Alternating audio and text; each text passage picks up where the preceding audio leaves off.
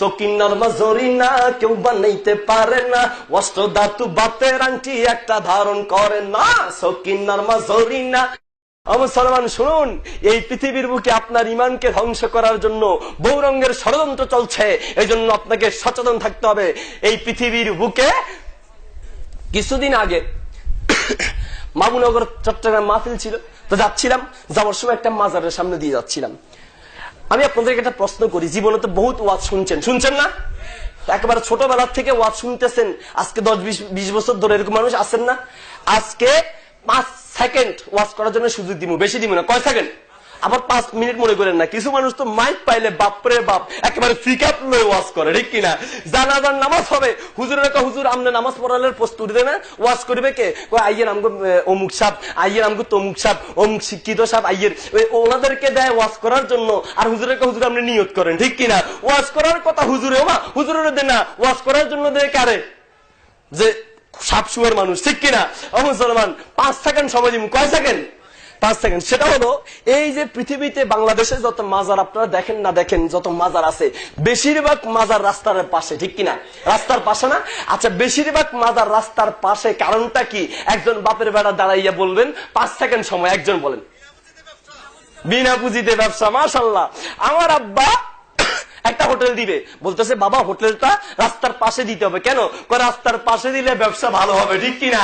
মুসলমান কিছু পাগল আছে। আচ্ছা বলেন তো, আপনাদের দেশে কুত্তার বাচ্চা হয়, বিড়ালের বাচ্চা হয়, ছাগলের বাচ্চা হয়, গরুর বাচ্চা হয়? কোনদিন একটা গরুর বাচ্চা হওয়ার জন্য, কোনদিন একটা ছাগলের যেন বাচ্চা হয়, একটা কুত্তার যেন বাচ্চা হয়, কোনদিন মাজারে যাইতে দেখছেন? আর মানুষ হইয়া একটা কুত্তা মাজারে যাইতে হয় না, এরপরে তার বাচ্চা হয়। আর মানুষ হইয়া মাজারে গিয়ে সন্তান চায়। আল্লাহ বলেন সূরা আরাফের 179 নম্বর আয়াত, উলাইকা কালান আম বালহুম আদল। এই পৃথিবীতে কিছু মানুষ আছে, দেখতে মানুষের মতো হলো, কাজে কারবারেরা পশুর চাইতেও খারাপ, ঠিক কিনা? সূরা আরাফের 179। তো বলতে চাইছিলাম, ওই মাজারে যেন টাকা পয়সা দেয়, দিলে এই হবে, সেই হবে, ওই হবে, এর প্রমাণে অসংখ্য জাল হাদিস এই পৃথিবীর বুকে রয়েছে। রাসূলুল্লাহ সাল্লাল্লাহু আলাইহি সাল্লাম একদিন ঘরে ঢুকলেন, আয়েশা রাদিয়াল্লাহু তাআলা শুই পড়ে গেছে হাত থেকে, শুনছেন না? শুই পড়ার পরে আয়েশা রাদিয়াল্লাহু তাআলা আনহা সুইটা খুঁজতেছিলেন, পাচ্ছেন না, ঘরে আলো নাই, বাতি নেই। এখন আল্লাহ রসুল আসলেন, এসে হাসি দিলেন। রসুলের নূরের ঝলকে, রসুলের দাঁতের নূরের ঝলকে, চেহারার নূরের ঝলকে আয়েশা রাদিয়াল্লাহু তাআলা সুইটা পেয়ে গেছেন, শুনছেন না? শুনে তো অনেকে একেবারে ওয়াজ শুনতে শুয়ে গেছে, শোয়ার থেকে উঠে আবার শুনছে, ঠিক কিনা? কত ওয়াজ জীবনে শুনলেন। ওরে বাপরে বাপ, আমাদের অনেকের মোবাইলে পাওয়া যায় বৈরবের এক পাগলের ওয়াজ, ঠিক কিনা? ওরে বাপরে বাপ, আল্লাহ রসুল বলে হরিণের সাথে কথা বলছে, শুনেন নাই? আল্লাহ রসুল সাল্লাল্লাহু আলাইহি সাল্লাম হরিণীকে দেখলেন যে হরিণী বাঁধা আছে, গেলেন হরিণীর কাছে। হরিণী বলল যে, ইয়া রাসূলুল্লাহ, আপনি একটু আসেন, আপনি একটু থাকেন, আমি বাচ্চাগুলোকে দুধ খাওয়াই আসি। এরকম ইতিহাস শুনছেন না? এর কোন ভিত্তি শরীয়তের ভেতরে নাই। শুনুন, এই জন্য আপনাকে বলছি, সূরা নাহলের যাত্রার ওয়াজ শুনবেন না। আমাদের দেশে বড় আলেমকে, বড় আলেম হলে যার কণ্ঠ বেশি ভালো, যার কণ্ঠ যত বেশি ভালো সে তত বড় হুজুর, যার ওয়াজ, যার লেকচার যত বেশি দিতে পারে সে তত বড় বক্তা, তত বড় আলেম, ঠিক কিনা? বড় আলেমকে মাসালা জিগায় কার কাছে? যার কণ্ঠ বেশি সুন্দর, যার লেকচার বেশি, ঠিক কিনা? মুসলমান, আমার একটা জিনিস বুঝে আসে না, রাস্তাঘাটে বা বাসে টাসে উঠলে কিছু লোক দেখা যায় শ্রীপুরের ওষুধ বিক্রি করে, আছে না? ওরে বাপরে বাপ, কি লেকচার দেয়! তার লেকচারের কাছে এমবিবিএস, এফআরসিবিএস ডাক্তার সব ফেল, ঠিক কিনা? আমাদের ফেনী বড় মসজিদের ফেনীর সামনে ওই অষ্টধাতু বাতের আংটি বিক্রি করে, তার কি কণ্ঠ! সকিনার মাজরি না কেউ বানাইতে পারে না, অষ্টধাতু বাতের আংটি একটা ধারণ করে না, সকিনার মাজরি না। কি কণ্ঠ! তার কণ্ঠের কাছে এমবিবিএস ডাক্তার সব ফেল। কই যারা ঢাকা শহরের ফুটপাতে বসে লেকচার দিয়ে ওষুধ বিক্রি করে, আপনার তো অসুস্থ হলে, অপারেশনের দরকার হলে ওই সমস্ত ডাক্তারের কাছে যান না, কার কাছে যান? যার কাছে ডাক্তারি জ্ঞান আছে, ঠিক কিনা? দিনের ব্যাপার আসলে দিনের ওয়াজ শুনে কার কাছে? যার কণ্ঠ যত বেশি সুন্দর, ঠিক কিনা? ওই রকম মার্কাওয়ালা, কণ্ঠওয়ালা বেদাতি করে বক্তা যদি পাশে আসে, আপনারা সবাই আমাকে আসসালামু আলাইকুম একটা সালাম দিয়ে চলে যাবেন, ঠিক কিনা? বলবেন ওই ভালো কণ্ঠ আছে, কণ্ঠটা আল্লাহর ওয়াজ শুনে আসে, ঠিক কিনা? মুসলমান শুনুন, ভালো করে মনে রাখবেন, কণ্ঠ দিয়ে আলেম হওয়া যায় না। সুর ভালো থাকলেই, লেকচার ভালো দিতে পারলেই বড় আলেম হওয়া যায় না। আলেম হতে হয় কোরআন আর হাদিসের জ্ঞান দিয়ে, ঠিক কিনা? মুসলমান বলতে চাচ্ছিলাম যে কোনো কাজ করার পূর্বে আপনাকে জেনে নিতে হবে এর কোনো ভিত্তি শরীয়তের ভিতরে আছে না। আমাদের দেশের ভিতরে মানুষের সরলতা পেয়ে, বাঙালির সরলতা পেয়ে, মুসলমানদের সরলতা পেয়ে রাস্তার পাশে পাশে মাজার বসিয়ে অধিকাংশ মানুষ ব্যবসা করে যাচ্ছে ওরসের নামে, ঠিক কিনা? আপনাদের দেশে ওরস হয়, আশেপাশে ওরস হয় না? আমার ল্যাপটপের ভিতরে প্রায় 30,000 কিতাব আছে, আমার মোবাইলের ভিতরে কয়েক হাজার কিতাব রাখছি। এই কিতাবগুলা খুঁজলাম, মাকতাবাদের সামলার ভিতরে প্রায় 15 থেকে 20,000 কিতাব খুঁজলাম, কোন কিতাবের ভিতরে ওরস শব্দটা পাইলাম না। আলেমরা আছেন, আমার উস্তাদ সমতুল্য উলামা একরাম আছেন, আপনারা পেয়েছেন কিনা? ওরস শব্দটা কোরআন হাদিসের কোথাও নাই। আসলো কোত্থেকে?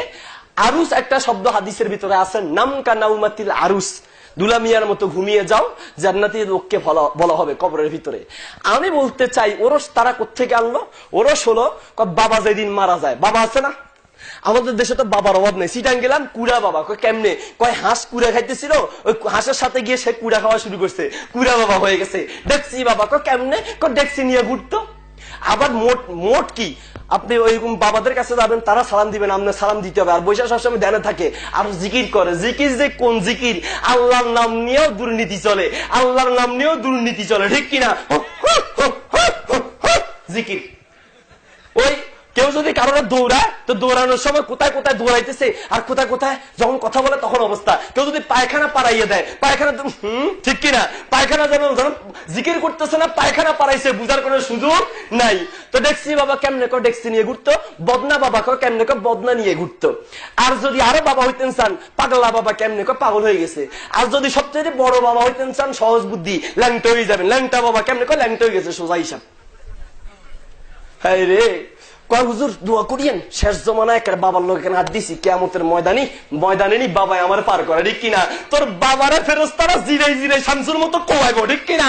দুনিয়ায় শরীয়ত নিয়া ফাজলামি করছে, তোর বাবারে তো বাঁচাইতে আরেক বাবা লাগবো, তোর বাবারও তো কেউ বাঁচাইতে পারবো না, তোর বাবাই তোরে বাঁচাইবো, ঠিক কিনা?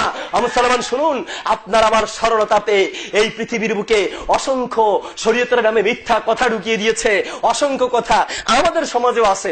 ঘর থেকে বের হয়েছে, যদি খালি কলসি দেখায় অলক্ষী লাগছে, যদি ঝাড়ু দেখে অলক্ষী লাগছে। রিক্সার ড্রাইভাররা প্রথম যে টাকাটা পায় এটারে ব্রেকশোর সাথে লাগায়, একবার কপালে লাগায়, একবার চুমা খায়। ব্যবসায়ীরা সকালে বাকি বিক্রি করে না, প্রথমে বাকি বিক্রি করলে সারাদিন বলে বাকি যাবে, তারপরে টাকা যেটা পায় সেটাকে ক্যাশে লাগায়, চুমা দেয়। রাত্র হইলে পরে ঘর ঝাড়ু দেয় না, মাথা স্নান যায় না। কোন আয়না যদি ভেঙে যায় ওই আয়না দিয়ে বলে চেহারা দেখানো যায় না, তাহলে বলে চেহারা ভেঙে যাবে। আল্লাহ রসুল সাল্লাল্লাহু আলাইহি ওয়াসাল্লাম বলেন, বুখারী সহিহুল বুখারীর 2য় খণ্ডের 859 নম্বর পৃষ্ঠায়, লা আদওয়া ওয়ালা তিয়ারাতা ওয়ালা হামাতা ওয়ালা সাফারা, রাসূল বলেন লা তিয়ারাতা, ইসলামের ভিতরে কুলক্ষণ বলতে কিছু নাই।